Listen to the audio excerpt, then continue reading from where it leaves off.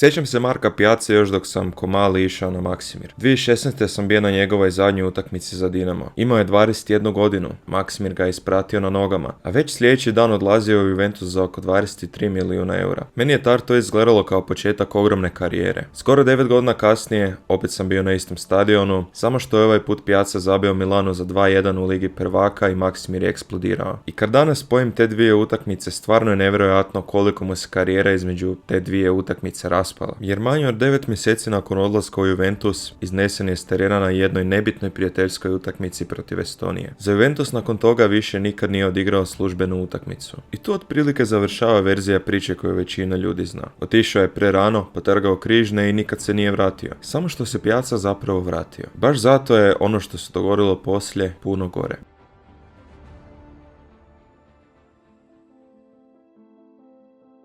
Kad danas pričamo o Marku Piaci, lako je zaboraviti koliko se ozbiljno o njemu pričalo prije odlaska iz Dinama. Ne mislim da možemo tvrditi da bi sigurno završio u Real Madridu, postao jedan od najboljih igrača u Europi ili nešto takvoga. To jednostavno nitko ne zna. Ali očekivanja koja su tada postojala oko njega nisu nastala bez razloga. Piaca je u Dinamo stigao iz Lokomotive kao jako mlad igrač i trebalo mu je vrlo malo vremena da postane jedan od najboljih igrača u ligi. Već prve sezone zabio je 14 golova, a krajem 2014. sa samo 19 godina Celticu je zabio hat-trick u Europi. Već tada si mogao vidjeti zašto ga ljudi toliko vole gledati. Bio je visok i jak za krilo, ali istovremeno dovoljno brz i tehnički dobar da stalno traži situaciju 1 na 1. Nije bio igrač koji bi dobio loptu na strani, odigrao najjednostavnije rješenje tipa pas iza i nestao iz akcije. Kad bi dobio prostor, pokušavao je nešto napraviti. Naravno da je griješio. Imao je situacije u kojima bi prošao igrača pa pogriješio u završnom pasu. Nekad bi previše vjerovao driblingu, ali tada je imao 19 ili 20 godina. Upravo je zato bilo zanimljivo vidjeti koliko još može napredovati. Sljedeće sezone Dinamo igra Ligu prvaka, pobjeđuje Arsenal na Maksimiru, a Piaca je sve važniji igrač momčadi. U Hrvatskoj je već postao toliko dobar da je bilo jasno kako će ga Dinamo teško još dugo zadržati. A onda dolazi Euro 2016. Mislim da je utakmica protiv Španjolske možda najbolji primjer zašto je tada toliko velikih klubova gledalo Marka Piacu. Hrvatska igra protiv aktualnog europskog prvaka. Piaca ima samo 21, na terenu se ponaša kao da igra još jednu utakmicu HNL-a. Nije izgledao impresionirano imenima protiv kojih igra. Stalno je tražio loptu i pokušavao napraviti razliku. Kraju je imao 7 uspješnih driblinga iz 8 pokušaja, a Hrvatska je dobila tu utakmicu 2-1.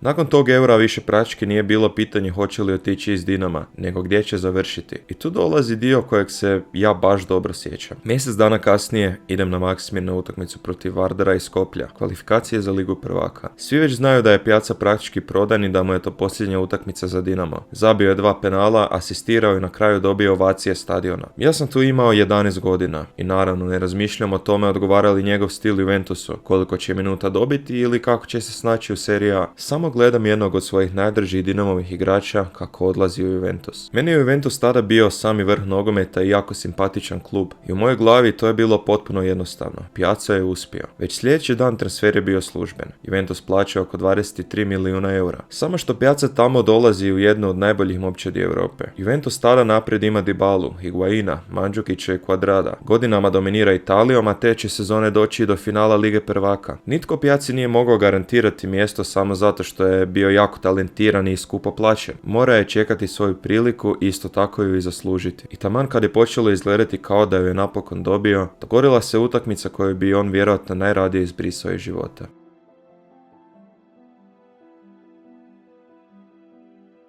Piacini početak u Juventusu nije prošao potpuno mirno. Već na početku prve sezone dok je bio s hrvatskom reprezentacijom, ozlijedio je fibulu i izgubio nekoliko mjeseci. Za mladog igrača koji se tek pokušava nametnuti u takvoj momčadi, to je već bio veliki problem. Vratio se početkom 2017. i ponovno počeo skupljati minute. A onda je došla utakmica protiv Porta. Juventus igrao osminu finala Lige prvaka. Piaca ulazi iz klupe u drugom poluvremenu i samo nekoliko minuta kasnije zabija svoj prvi gol za klub, to u Ligi prvaka. Nakon mjeseci čekanja i prve ozljede napokon izgledalo kao da se počinje probijati. I samo 34 dana kasnije Hrvatska odlazi u Estoniju odigrati prijateljsku utakmicu. To je jedna od onih utakmica za koje danas vjerojatno nitko ne bi ni znao da su odigrane, da se na njoj nije desilo nešto što je potpuno promijenilo Piacinu karijeru. Hrvatska gubi 3-0, ali sama ozljeda nema veze s nekim brutalnim startom ili duelom. Piacu zapravo nitko ni ne dira. Kasnije je opisao kako je stao na desnu nogu, krenuo izbiti loptu i samo osjetio da mu noga bježi. Samo je čuo ko da mu je nešto puklo u nozi. Dijagnoza je bilo puknuće prednjeg križnog ligamenta uz ozljedu meniskusa desnog koljena. Od trenutka kada je potpisao za Juventus do te večeri prošlo je samo 250 dana. I ono što mi je možda najluđe u cijeloj priči je to da je Piazza tog dana sa samo 21 godinom zapravo već odigrao svoju posljednju službenu utakmicu za Juventus. Naravno, nitko to tada nije mogao znati. Plan je bio operacija, rehabilitacija i onda povratak. I upravo zato Estonija nije cijela priča, jer Piazza se nakon te ozljede stvarno uspio vratiti. Samo što povratak nije bio ni približno jednostavan.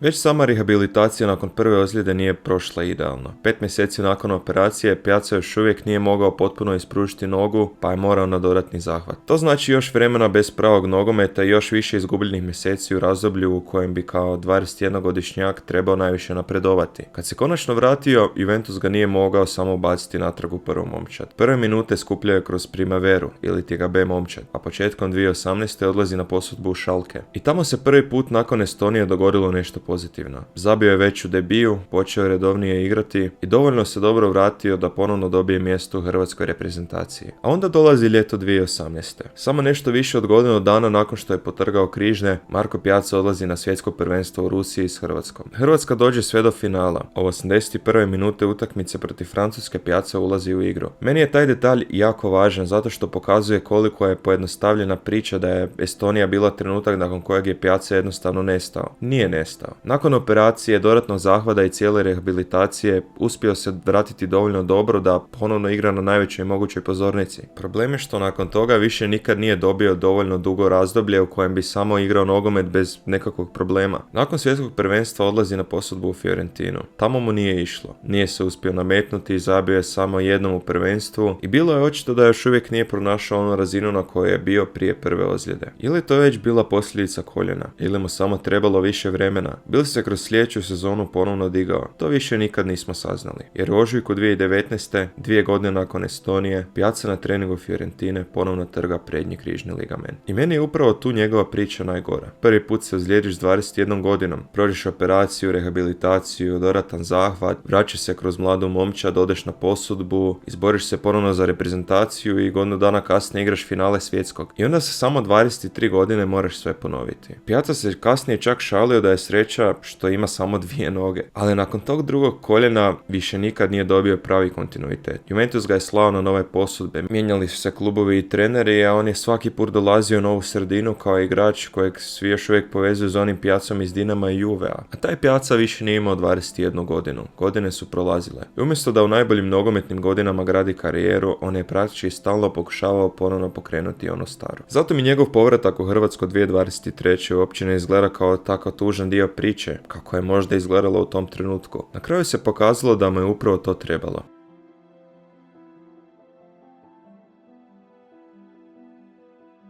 Kad je Piazza potpisao za Rijeku, kontrast je bio ogroman. 7 godina ranije odlazio iz HNL-a u Juventus za oko 23 milijuna eura. Sada se s 28 vraća u istu ligu. Lako je takav transfer gledati samo kao dokaz koliko mu je karijera pala. Ali u Rijeci mu se dogodilo nešto što godinama nije imao. Napokon je počeo normalno igrati. Nije svakih nekoliko mjeseci kretao iz početka u novom klubu. Nije se vraćao nakon ove velike operacije i nije svaki njegov nastup izgledao kao novi pokušaj povratka. Samo je igrao nogomet. Protiv Osijeka zabio je 2 gola, svoje prve golove nakon skoro 2 godine, a kroz sezonu je ponovno počeo izgledati kao igrač koji može odlučivati utakmice. Dovoljno dobro da se nakon 5 godina vrati u hrvatsku reprezentaciju, a nakon samo jedne sezone u Rijeci ponovno se vraća u Dinamo. 8 godina nakon što sam ga kao klinac gledao na oproštaju protiv Vardara, Piazza je ponovno na Maksimiru. I taj povratak nije bio samo neka lijepa priča za navijače, već u kvalifikacijama za Ligu prvaka zabio je Karabag u obje utakmice, a Dinamo se plasirao u Ligu prvaka. I nekoliko mjeseci kasnije došla je utakmica koja je meni osobno zatvorila cijeli krug. Dinamo protiv Milana, opet Maksimir, opet Marko Piazza, samo gotovo 9 godina kasnije.